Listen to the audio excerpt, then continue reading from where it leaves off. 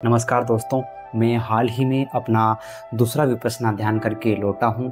10 दिन का मौन, कोई मोबाइल नहीं, कोई बातचीत नहीं, कोई किताबें नहीं, सिर्फ खुद के साथ रहने का समय। इस वीडियो में मैं आपके साथ शेयर करने वाला हूँ कि विपश्यना क्या होती है, मैंने इसको दोबारा क्यों किया, इसको करने की प्रक्रिया कैसी होती है, मीन्स कैसे करना है इसको, और मुझे इससे क्या मिला। तो विस्तार में हम इस वीडियो में चर्चा करेंगे। आप बने रहिए मेरे साथ। अगर आप जानना चाहते हैं तो ये वीडियो आपके लिए बहुत ही खास होने वाली है। पहली बार जब मैं गया था तो मेरा बहुत ही गहरा, बहुत ही अच्छा अनुभव था। लेकिन जब मैं दूसरी बार गया तो मुझे कुछ अलग ही अनुभव हुआ, एक नेक्स्ट लेवल का अनुभव, जो कि आपको मैं इस वीडियो में शेयर करने वाला हूँ। तो चलिए बिना देरी किए हम करते हैं वीडियो को सीधा शुरू। पॉइंट नंबर 1, विपश्यना क्या है।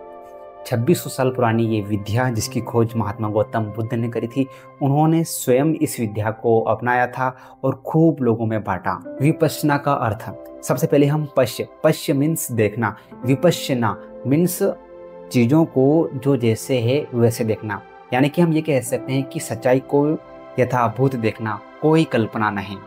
क्योंकि 10 दिन आप बिल्कुल डीप में इसको जाएंगे तो समझेंगे, क्योंकि शब्दों से कहना असंभव है और सुन के ठीक है थोड़ा बहुत समझ में आता है, लेकिन एक्चुअल में विपश्यना क्या है, जब आप 10 दिन वो चीज़ को करोगे ना तो आपको अनुभव होगा कि वास्तव में क्या है। एक तो मिठाई की तारीफ कर देना और एक उसको खा लेना, तो जो खाने वाला व्यक्ति कह नहीं पाएगा लेकिन वो अनुभव समझता है। ठीक वैसे ही मेरी स्थिति यहाँ पर हो रही है, लेकिन कोई बात नहीं, हम वीडियो में आगे बढ़ते हैं। विपश्यना में 3 मुख्य चरण होते हैं। पहला आनापान यानी कि सांसों का निरीक्षण करना। दूसरा विपश्यना यानी कि पूरे शरीर की संवेदनाओं को स्कैन करना, पूरे शरीर की यात्रा करना, हर एक संवेदनाओं को देखना बिना कोई प्रतिक्रिया किए। तीसरा मैत्री, ये लास्ट में आपको दी जाती है। मैत्री मीन्स अपने आप को करुणा और प्रेम भाव से भर लेने का अभ्यास। तो ये मुख्य 3 इसके चरण होते हैं और 10 दिन तक पूरा नोबल साइलेंस होता है। कोई बात नहीं, आंखों से भी इशारा नहीं, मोबाइल और बाहरी दुनिया से कोई जुड़ाव नहीं। यह पूरी तरह से एक अंदर की यात्रा है। पॉइंट नंबर 2, मैंने इसको दोबारा क्यों किया। पहले जब मैं गया तो सोशल मीडिया पे मैंने देखा था, रजिस्ट्रेशन कर लिया। ठीक है, ट्राई करते हैं कि ये चीज़ क्या है, देखते हैं, समझते हैं। तो थोड़ा बहुत समझ में आया था, थोड़ा बहुत नहीं कहूँगा, बहुत ही डीप में पहली बार में ही समझ में आया था। लेकिन जब वहाँ से बाहर वापस आया तो वही मेरे पुराने पैटर्न में उसमें ही उलझ गया था। क्योंकि यहाँ पर जो 5 शील दिए जाते हैं उनको कड़ाई से अगर पालन करे व्यक्ति तो वो बहुत कुछ हासिल कर सकता है अपने जीवन के हर क्षेत्र में। लेकिन अगर पालन ना करे, चाहे वो किसी भी धर्म का क्यों ना हो, कोई भी व्यक्ति क्यों ना हो, वो जीवन में ग्रोथ लगभग उतनी नहीं कर पाएगा जितनी वो करना चाहता है।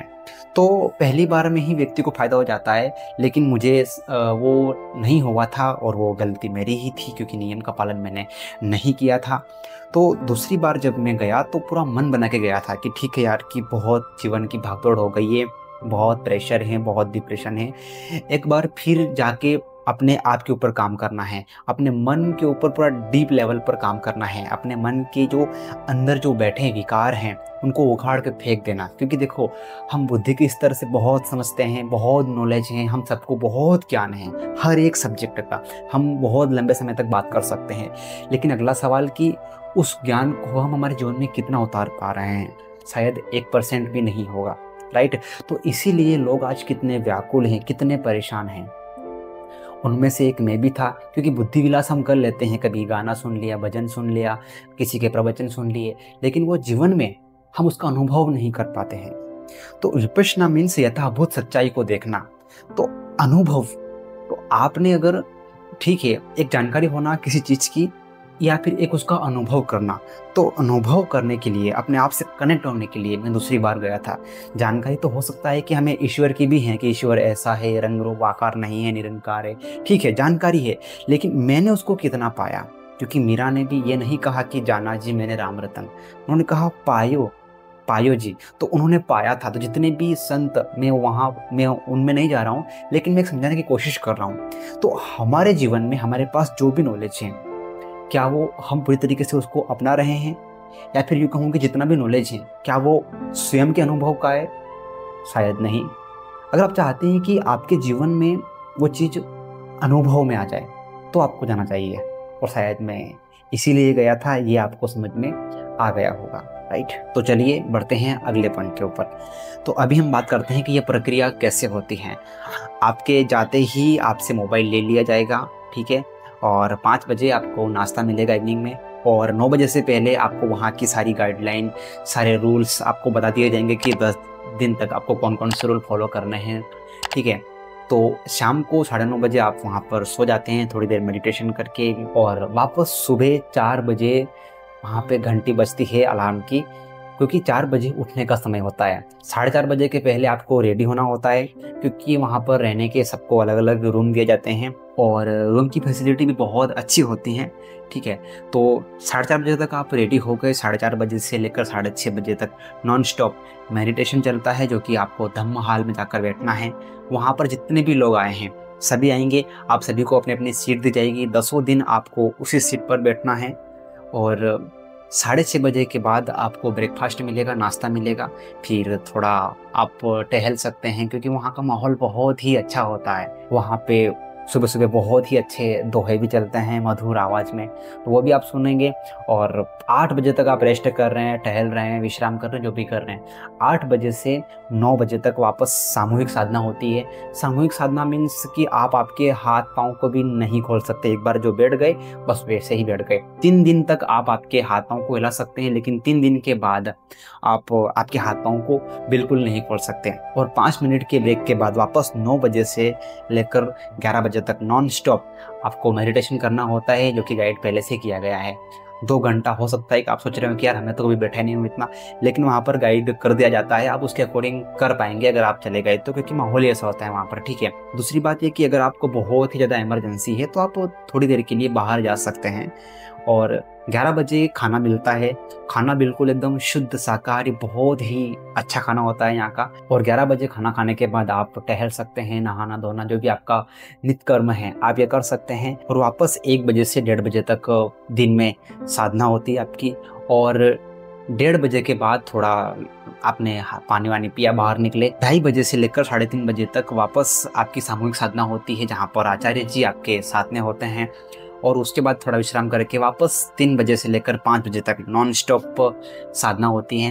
आप अगर फर्स्ट टाइम अटेंड कर रहे हैं तो आपको 5 बजे थोड़ा सा हल्का फुल्का नाश्ता मिलेगा। और आप अगर दूसरी बार जा रहे हैं तो आपको नींबू पानी मिलेगा, या फिर और कुछ मिल सकता है। शाम का खाना नहीं मिल रहा है। तो आप बोल रहे हो कि यार कैसे रात निकलेगी। हाँ, 1-2 दिन आपको लगेगा कि यार ये कैसे, लेकिन धीरे धीरे वापस आपकी आदत वहाँ पे हो जाती है। तो आप रेस्ट करते हैं और वापस 6 बजे से लेकर 7 बजे तक सामूहिक साधना होती है, जहाँ पर सहायक आचार्य जी साथ में बैठे होते हैं। तो यूँ करके पूरा दिन रूटीन होता है, डेली यही रूटीन होता है। 3 घंटा यानी कि 3 बार सामूहिक साधना होती है, जहाँ पर सहायक आचार्य जी साथ में होते हैं, और बीच बीच में हमें खुद को ही करनी होती है। और 7 बजने का तो हम सबको इंतजार होता था सत्यनारायण गोयनका जी के प्रवचन का, क्योंकि इतने बढ़िया तरीके से वो धर्म की बातें बताते थे ना कि मज़ा आ जाता था। 1-1.5 घंटे का ये होता था। इसके बाद थोड़ी मेडिटेशन करके 9:30 बजे हम सोने चले जाते थे। वापस डेली का यही रूटीन था और बहुत ही मज़ा आता है। शुरुआत में लगता है 1-2 दिन की यार मैं कैसे कर पाऊंगा क्या नहीं, लेकिन वहाँ का माहौल है उसके अकॉर्डिंग सारी चीज़ें मैनेज हो जाती है, सब कुछ हो जाता है। 3 दिन तक तो हम आनापान ही करते रहते हैं, और 3 दिन के बाद विपस्सना मिलती हैं। और मन में कई सारे नेगेटिव विचार, जितने भी नेगेटिव थॉट्स पड़े होते हैं या फिर जो भी हमारी फीलिंग है, जैसे भी हमारे हैं, वो सब निकल के बाहर आना शुरू होते हैं। और एक लेवल पे आने के बाद शारीरिक कष्ट और मानसिक कष्ट, मीन्स मानसिक में जो चैलेंजेस होते हैं, जो भी थॉट्स होते हैं, एक लेवल पे आने के बाद सब धीरे धीरे खत्म होने लगते हैं, यानी कि शांत होने लगते हैं। जैसे होता है ना कि वो एक पानी अगर शांत होगा तो गहराई तक दिखाई देगा, राइट। ऐसे ही हमारा मन और हमारा शरीर दोनों फिर समझ जाते हैं कि अब यही रूटीन है मेरा। तो उसके बाद आप अपने आप के अंदर गहराई तक बहुत अच्छे से देख पाते हैं, क्योंकि ये पूरे 10 दिन की प्रोसेस होती है। मैं 10-15 मिनट में एक्सप्लेन नहीं कर सकता।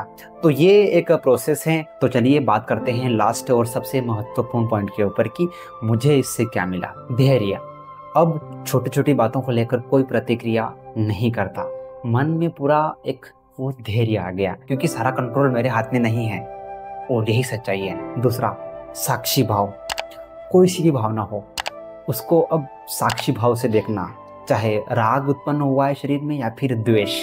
मुझे पता है ये दोनों जाने वाले हैं, हमेशा परमानेंट नहीं रहने वाले हैं, ठीक है। तो उसको साक्षी भाव से देखना, भोगना नहीं, और यहीं से कर्मों का चक्र में वो बंधनों का वो एक चक्र है, उसको तोड़ना। पुराने जो जितने पास्ट बैड कर्मास हैं, गुड कर्मास हैं, वो यहाँ पे आके उनकी संवेदनाएं तो वो सब खत्म हो रहे हैं साक्षी भाव से। तो यही जीवन में लागू हुआ, चाहे बहुत ज़्यादा सुखी क्यों ना हो या फिर बहुत ज़्यादा दुख है जीवन में, उसको साक्षी भाव से देखना, ना कि भोगना। तो ये बहुत बड़ी चीज़ है। देखिए, ये शब्दों से समझ में नहीं आएगी आपको। हो सकता है कि लगा कि अरे ठीक है, मैं समझता हूँ ये चीज़ें, तो हम सब समझते हैं। हम कहते हैं कि शरीर नश्वर है, ये है, वो है, लेकिन जब आप जाओगे ना तो पता चलेगा। कहते हैं ना कि दिन में 60,000 विचार आते हैं वहाँ पे आप देख पाओगे कि यार हकीकत में आते हैं 60,000 विचार, राइट। तो साक्षी भाव। तीसरा, स्वयं की गहराई से पहचान। अब समझ में आने लगता है कि मैं क्या हूँ। मतलब कि जो एक ईगो होता है, अहंकार, कि मेरा ये, मेरा वो, ऐसा नहीं कि किसको कहने की जरूरत है, चीजें समझ में आने लगती है। ऐसा नहीं कि मुझे पहले समझ में नहीं थी, पहले भी समझ में थी, लेकिन बस बुद्धि विलास। यूं तो देखो, खुद को दास बताता है, दास भाव की मर्यादा को विरला कोई नहीं पाता है। मतलब कि कहने में अपने आप को बहुत ज्ञानी समझते थे, लेकिन केवल बुद्धि के लेवल पर। जब यहाँ पे गई तो समझ में आया कि अब हरि में नहीं मैं नहीं कह पा रहा हूँ यहाँ पर, ठीक है। तो एक नेक्स्ट लेवल की अवस्था। अगला, शारीरिक असुविधा से दूरी। अब शरीर में चाहे कितनी ही पीड़ा क्यों नहीं हो रही हो या फिर कितने ही दुख क्यों ना हो, बिल्कुल भी फर्क नहीं पड़ता। इसका मतलब ये नहीं कि दुख नहीं हो रहा है, लेकिन मन भोगता ही नहीं है उसको, ठीक है, हो रहा है। एक समता भाव से, साक्षी भाव से बस उसको देखने का अभ्यास हो गया। नहीं तो हम देखते हैं ना कि अगर जरा सा कोई कुछ कह दे तो हम कितने भड़क उठते हैं। अगला, करुणा और कृतज्ञता। लास्ट में जब मैत्री भाव मिला तो करुणा से मतलब पूरा मन एकदम प्रफुल्लित। देखो, शुक्र शुक्र किए जा बंदे, शुक्राना ही भक्ति है, शिकवे गीले लब पर अपने, नाला नहीं भक्ति है। बहुत सुना, बहुत कहा, लेकिन केवल बुद्धि विलास। आहा, कितना आनंद आ गया ये करते हैं ऐसी बातें सुन के। लेकिन जब वो एक फूटेगी ना अंदर से, तो सभी के लिए करुणा, चाहे वो कोई भी जीव हो। क्योंकि यहाँ जाने के पहले मेरे जीवन में बहुत बड़ा, अब नहीं लगता बहुत बड़ा लॉस हुआ था, तो मुझे लगा कि 100% मेरी समस्या के जिम्मेदार सामने वाला व्यक्ति है। थोड़ा समझदार था तो लगा कि चलो ठीक ही, 50% मैं हूँ, कोई बेड कर्मास होंगे। लेकिन जब बैठा खुद के साथ, खुद को समय दिया, तो लगा कि 100% मेरी समस्या का जिम्मेदार केवल मैं हूं। क्योंकि वो प्रतिक्रिया कर रहा, उसका कंट्रोल मेरे में नहीं है, लेकिन मैं मेरी संवेदनाओं को कैसे भोग रहा हूं या फिर साक्षी भाव से देख रहा हूं, ये पूरा मेरे कंट्रोल में है। तो इसका ही अभ्यास किया वहां पर, राइट। तो इसका मतलब ये नहीं कि सामने वाले ने गलत नहीं किया था, ठीक है किया होगा, लेकिन वो उसके कर्मस, कहते ना जैसी करनी वैसी भरनी, वो उसके कर्मस। मैं उस चीज को कैसे रिएक्ट करता हूँ, मैं उस चीज को कैसे लेता हूँ, ये पूरा मेरे पे डिपेंड करता है, ठीक है। तो ये अभ्यास किए वहां पर जाके। बाकी तो मैं यही कहूंगा कि देखिए कि गूंगा गुड़ खा के समझा नहीं सकता है शब्दों से, बस वैसी स्थिति हो जाती है। क्योंकि बहुत ही खतरनाक संघर्ष होता है भाई, क्योंकि 10 घंटा डेली बैठना कोई आसान काम नहीं है। तो मैं तो आपको यही कहूंगा कि अगर आप खूब बुद्धि विलास करते हैं, खूब लोगों को ज्ञान की बातें करते हैं, लेकिन खुद के मन में शांति नहीं है, खुद वो करुणा का भाव फील नहीं करते हैं, खुद के अंदर वो प्रेम नहीं है। क्योंकि कहा है कि जिन्हें प्रेम कियो तिन्हीं प्रभु पायो। मुझे इतना नहीं आता क्या, लेकिन प्रेम ही सब कुछ है। ईश्वर तो आपको हर जगह मिल जाएगा, ठीक है, लेकिन प्रेम आपको हर जगह नहीं मिलेगा। और अगर आपके पास प्रेम है तो आपको पूरी दुनिया को जीत सकते हैं, मीन्स करुणा। तो ये चीज़ें थी। बाकी तो देखिए बहुत ही अच्छा अनुभव रहा मेरा।